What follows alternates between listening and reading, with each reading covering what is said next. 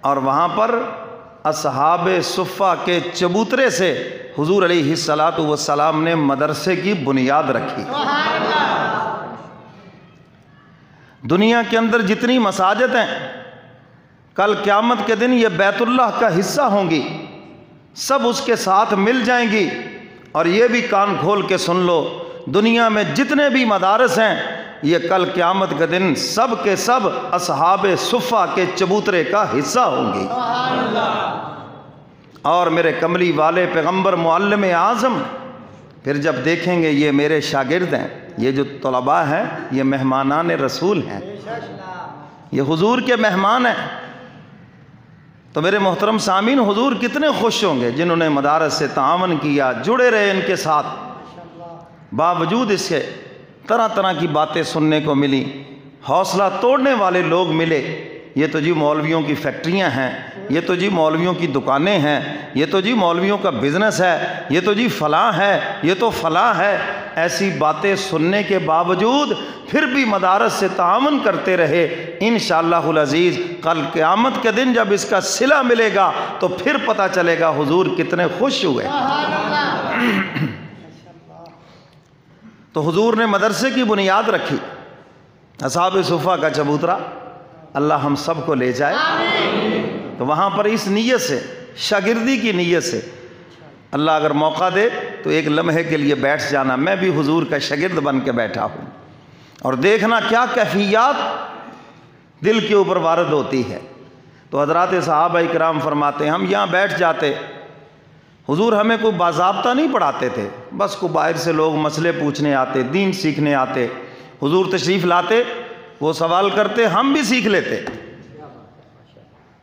میرے عزیز طلباء، آپ کو شکایت رہتی ہے مدارس سے، چونکہ ہمارا یہ پروگرام پوری دنیا میں اس وقت سنا جا رہا ہے، تو میں تمام دنیا کے طلباء سے یہ درخواست کروں گا، تمہیں شکایت رہتی ہے، ذرا دیکھو تو صحیح ہماری ابتدا ہوئی کہاں سے ہے۔ تم کہتے ناشتہ اچھا نہیں ملا جی، کھانا اچھا نہیں ہے، انتظام اچھا نہیں ہے، یہاں پر یہ نہیں ہے جی، ایئر کنڈیشن نہیں ہے، فلاں نہیں ہے۔ وہ تو دیکھو، حضرت ابو ہریرہ رضی اللہ تعالیٰ عنہ فرماتے ہیں ہم حضور کے شاگردوں میں 70 کے قریب ہماری تعداد ہے، اور ہم میں کوئی ایک بھی ایسا نہیں ہے جس کے پاس پورا جسم ڈھانپنے کے لیے لباس ہو۔ ایک لنگی باندھی ہوئی ہے بس، ایک چادر ہے، اور اسی میں گزارا ہے، اور فاقہ مست انسان، کوئی 2 دن گزر گئے، 3 دن گزر گئے، کہنے لگے ایک دن میں بے ہوش پڑا تھا، اور اس وقت گردن پہ پاؤں رکھ کر اذان دی جاتی تھی، یہ مرگی کے دورے کا علاج تھا۔ کہنے لگے بعض صحابہ نے میری گردن پہ پاؤں رکھ کر اذان بھی دے دی کہ ابو ہریرہ کو مرگی کا دورہ پڑ گیا۔ فرمایا مرگی کا دورہ نہیں تھا، بھوک کا دورہ تھا۔ کچھ دیر کے بعد حضور کا گزر ہوا، حضور علیہ الصلاۃ والسلام نے نگاہ نبوت سے دیکھا، پہچان گئے کہ ابو ہریرہ تو بھوک کی شدت کی وجہ سے گرا پڑا ہے۔ حضور علیہ الصلاۃ والسلام نے قم، کھڑا ہو، حضور کا حکم ہے، جیسے کیسے گرتے پڑتے اٹھ کے کھڑے ہو گئے۔ فرمایا جاؤ اماں جان کے پاس پوچھو کو کھانے پینے کی چیز ہے۔ چلے گئے سیدہ عائشہ صدیقہ رضی اللہ تعالیٰ عنہا کے گھر، دروازے پہ دستک دی، اماں جان کوئی کھانے پینے کی چیز؟ کہا کچھ نہیں، بس یہ انصاریوں کے گھر سے ایک دودھ کا پیالہ آیا ہے، یہ لے لو۔ اب لے کے سوچنے لگے پینا ہے یا حضور کے پاس لے کے جانا ہے؟ ہمارے جیسا نقلی ہوتا تو کہتا چلو جی جو مل گیا بس ٹھیک ہے، آئے ہیں تیرے در پہ کچھ تو لے کے جائیں گے۔ لیکن وہ حضور کے تیار کردہ شاگرد ہیں، تربیت یافتہ شاگرد ہیں، ہر کام میں حضور سے پوچھتے ہیں، لے کر حضور کی خدمت میں۔ حضور علیہ الصلاۃ والسلام نے فرمایا پیالہ ادھر رکھو، اور اپنے ساتھ والے جو تمہارے ساتھی ہیں نا 70 کے 70 سارے یہاں پورے کرو۔ کہتے میں دل میں سوچ رہا تھا ایک تو پیالہ تھا مجھے ہی دے دیتے، کیا بننا ہے سب کا، ایک ایک گھونٹ بھی نہیں آئے گا۔ اب چونکہ حضور کا حکم ہے سب کو لے آئے، حضور نے فرمایا سب کو لائن میں کھڑا کرو، اور میرے محبوب نے پیالہ ہاتھ میں دے کے فرمایا دائیں طرف سے شروع کرو۔ اب پہلے کو ہاتھ میں پکڑایا، چونکہ ساتھی ہیں بلا تکلفی ہے، کہنے لگے یار دھیان سے پینا، پیچھے ہم بھی کھڑے ہیں۔ حضور نے دیکھا تو فرمایا ابو ہریرہ مت روک، پینے دے اس کو۔ اب انہوں نے جب پیا، حضور نے پیچھے سے آواز کو اور پی۔ ابو ہریرہ فرماتے میں نے ذرا اوپر ہو کے دیکھا تو پیالے میں ایک قطرہ بھی کم نہیں ہوا، میں نے کہا معاملہ کچھ اور ہے، پینے دو۔ دوسرا تیسرا سب پیتے گئے، پیالہ ویسے ہی بھرا ہوا ہے، یہاں تک کہ سب سیراب ہو گئے۔ آخر میں حضور نے فرمایا ابو ہریرہ ادھر بیٹھ، سامنے بٹھا کے فرمایا پیو اس کو۔ حضرت ابو ہریرہ فرماتے میں نے پیا، حضور نے فرمایا نہیں اور پیو۔ 3 مرتبہ حضور نے فرمایا تو عرض کرتے اللہ کے محبوب اب تو سیراب ہو گیا ہوں، یہاں تک بس اب گنجائش نہیں ہے۔ پھر حضور علیہ الصلاۃ والسلام نے پیالہ ہاتھ میں لیا اور پھر خود نوش فرمایا اور فرمایا ابو ہریرہ اگر میں پی کے ختم نہ کرتا سارا مدینہ پی لیتا، یہ دودھ کبھی ختم نہ ہوتا۔ اس عالم میں ہمارے اس مدرسے کی ابتدا ہوئی، وہاں سے یہ مدارس کا سلسلہ چلا، اور یہ حضور کی سنت ہے جو علم دین حاصل کرنے آئے ان کے اوپر خرچ کرے۔ حضور خرچ کرتے تھے، حضور اپنے گھر سے دودھ پلا رہے ہیں، سمجھ آ رہی ہے بات کہ نہیں؟ یہ تو انگریز ملعون جب اس بر صغیر میں آیا تو اس نے آ کر تعلیم کو بیچا ہے، اس نے آ کر تعلیم کو بزنس بنا دیا ہے، ورنہ اس منحوس کی آمد سے پہلے تعلیم بزنس نہیں تھی بلکہ یہ انسانوں کا زیور تھا۔ حضور علیہ الصلاۃ والسلام کی اس ادا کو، اس سنت کو آج تک الحمدللہ مدارس نے زندہ رکھا ہوا ہے، آج بھی طلباء کے اوپر خرچ کر رہے ہیں۔ اس دور کے اندر بھی ہمارے پاس ایسے طالب علم بیچارے نہ ان کا ماں باپ ہے، کوئی بھی نہیں ہے، پڑھ رہے ہیں، قرآن پڑھ رہے ہیں، اللہ کے محبوب کا فرمان پڑھ رہے ہیں جی، بہت سے اپنی جگہوں پہ کام کرنے لگ گئے جا کر۔ تو میرے محترم سامعین الحمدللہ ہم نے حضور کی اس سنت کو آج بھی باقی رکھا ہوا۔ تو حضور کے شاگرد ہیں صحابہ کرام۔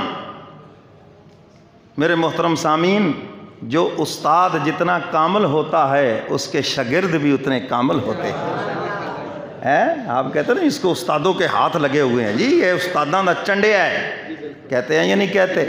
تو جو حضور کے شاگرد ہیں کیا اور میں کو کمی رہ جائے گی؟ اور حضور نے تربیت فرمائی، حضور نے ڈانٹا بھی ہے، یہ نہیں ہے کہ بس حضور علیہ الصلاۃ والسلام نے صرف ان کو پڑھایا، حضور نے تربیت فرمائی۔ حضور تشریف فرمایا، ایک صحابی ذرا جھک کے کھڑے ہیں، حضور نے فرمایا کیوں جھک کے کھڑے ہو؟ سٹینڈ اپ، سیدھے، بالکل سیدھے کھڑے ہو جاؤ۔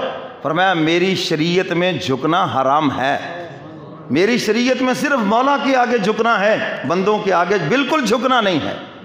حضور تربیت فرماتے تھے۔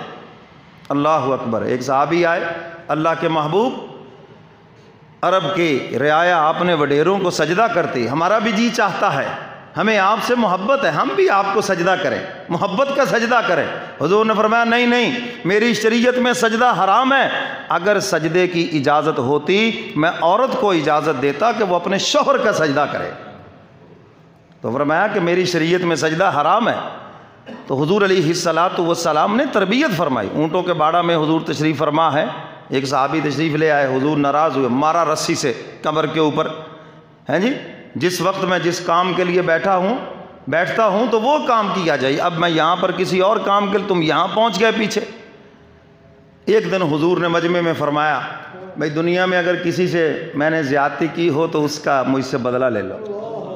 ہمارے ہاں تو فوتگی پہ اعلان ہوتا ہے نا جی، کوئی لینا دینا ہو، کوئی زیادتی ہو گئی ہو، اللہ کے لیے معاف کر دو جی، تو بھائی زندگی میں کیوں نہیں معافی مانگتے ہیں؟ پتہ نہیں کو معاف کرے گا یا نہیں کرے گا، پتہ نہیں جس سے زیادتی کی وہ آیا بھی ہے یا نہیں ہے، پتہ نہیں کیا معاملہ ہے۔ تو اس لیے مسنون عمل یہی ہے، زندگی میں معافی مانگو۔ ہمارے شیخ تو فرماتے ہیں کبھی کبھی بیگم صاحبہ سے بھی مانگ لو کہ اللہ کے بندی کہا سنا چلو مجھے معاف کر دو۔ کیوں جی؟ زیادہ نہیں، کو پاؤں نہیں پکڑنے، ہاں حد سے بھی نہ آگے نکل جانا، بس باتوں میں ذرا کہ بھئی جو بھی کوئی کہا سنا ہے اللہ کی رضا کے لیے معاف کرو، بس بات ختم ہو گئی۔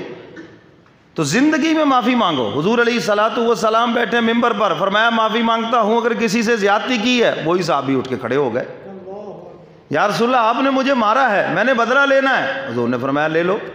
عرض کیا اللہ کے محبوب آپ نے میری کمر کے اوپر مارا ہے اور میری کمر اس وقت ننگی تھی، آپ بھی اپنی کمر مبارک سے کپڑا ہٹائیں اور میں نے اسی طرح بدلہ لینا ہے۔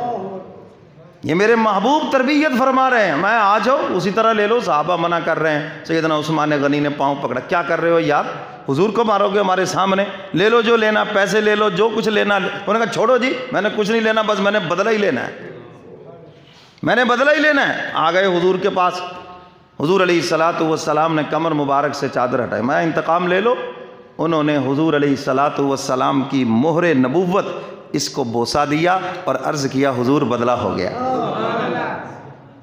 میرے محترم سامعین، حضور علیہ الصلاۃ والسلام نے تربیت بھی فرمائی۔ آج تربیت کی کمی ہے، علم تو ہے، تربیت کی کمی ہے، تو اس کا نتیجہ کیا ہے؟ ہم سے ہمارے اپنے بھی دور ہو گئے۔